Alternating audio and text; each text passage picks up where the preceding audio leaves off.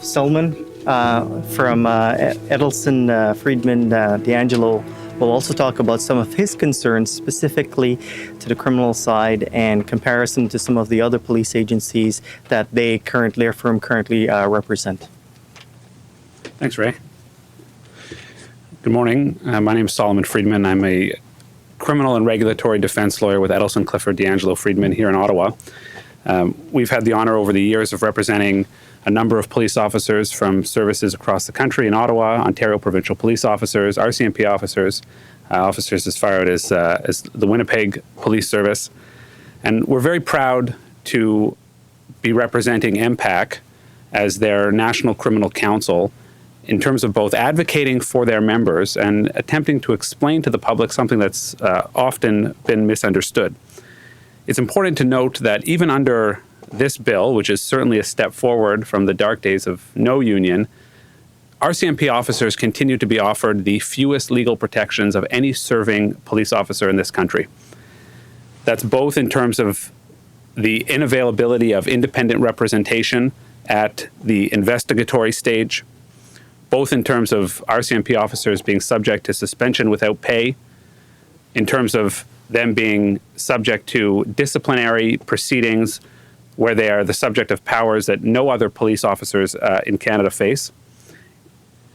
Most importantly, however, without a union, they are often unable to defend themselves adequately against criminal charges, and that is charges that arise from actions occurring in the execution of their duty.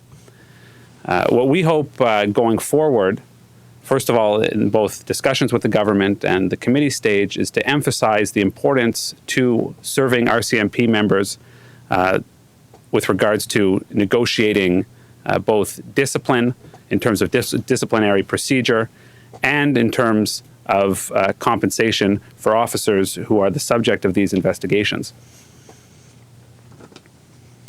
It's our hope that a strong, unified RCMP union will allow for its officers not to be left behind and subject to what is now an internal and opaque disciplinary system.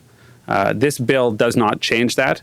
Our hope is that going forward, RCMP members will do better than simply having their discipline decided by an internal panel, which is essentially management, where the buck ultimately stops with the commissioner.